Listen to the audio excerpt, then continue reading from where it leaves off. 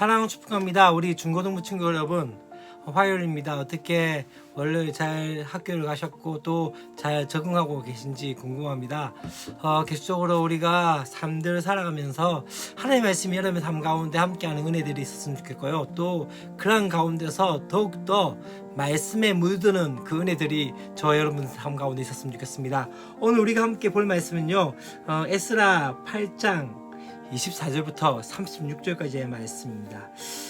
앞에서 어떻게 진행이 되었습니까? 바로 이제 에스라가 아화와 강가에서 금식을 선포하게 되어지고 그 가운데서 금식을 하게 되어지면서 하나님의 도우심 가운데 그것을 바라보며 나갔을 때 하나님께서 응답하시는 그 은혜들을 보게 되었습니다.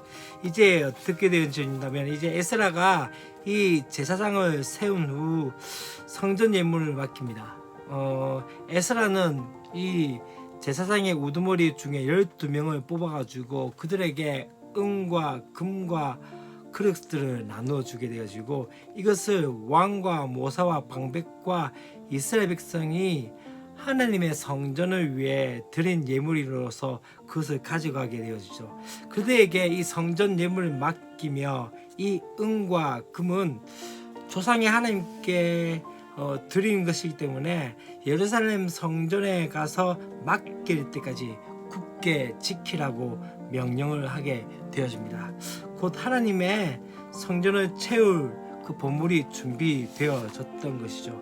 참 중요한 것 중에 하나는요, 이 모든 것을 어떻게 해요? 바로 이들에게 맡기게 되어진 것이죠. 거룩한 책임감을 맡겼기 때문에 이 사명을 다해서 이들을 감당하게 되어졌던 것이죠. 어쩌면은 여러분, 성도라는 자체는 무엇을 말합니까? 거룩한 무리로서 하나님께서 우리에게 어떻게 해요? 바로 거룩한 책임감으로 그렇게 특별한 사명을 맡긴 존재가 저와 여러분이라는 것을 기억하셔야 됩니다.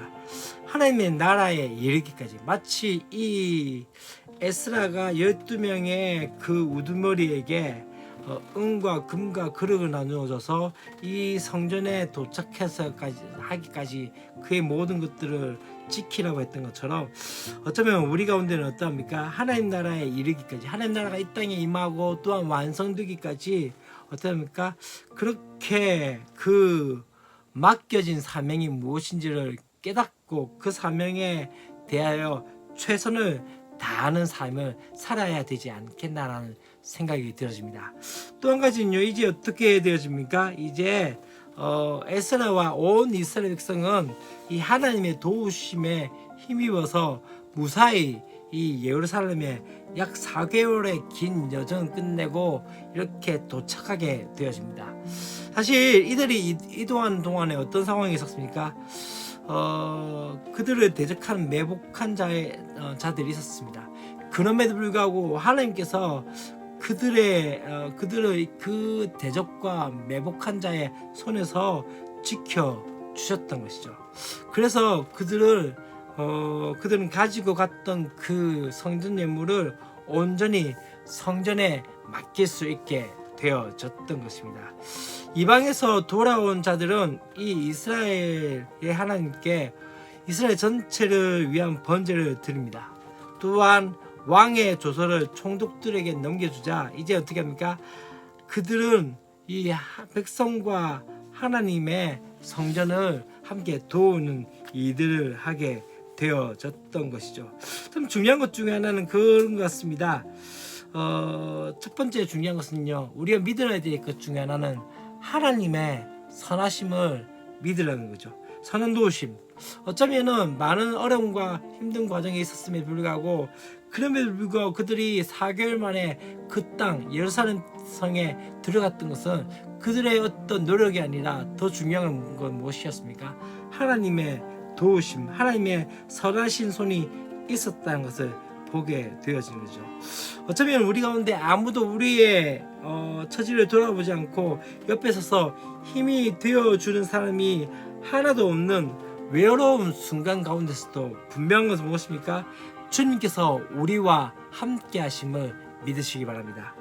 곧 마귀처럼 느껴지는 그 순간에도 두려워할 필요가 없는 것은 무엇입니까? 바로 하나님께서 우리와 함께 하십니다.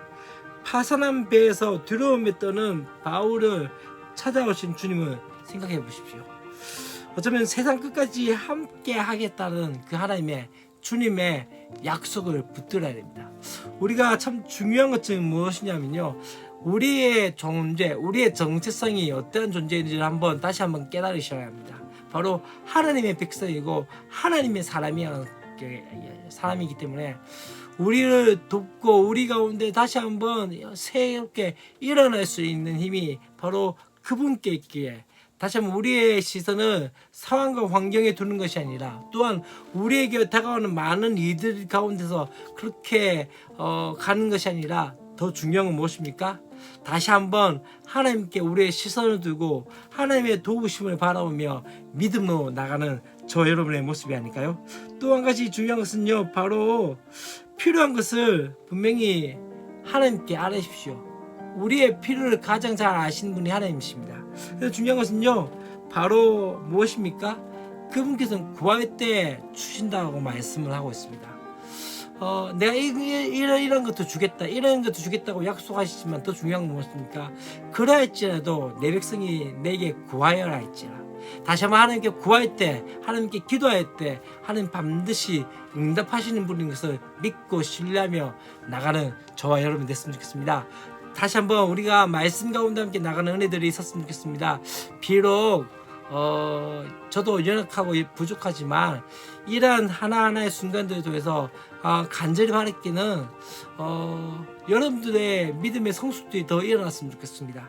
지금은 보이지 않습니다. 또 지금은 어떻게 될지 모릅니다. 그러나 중요한 건 뭔지 아십니까?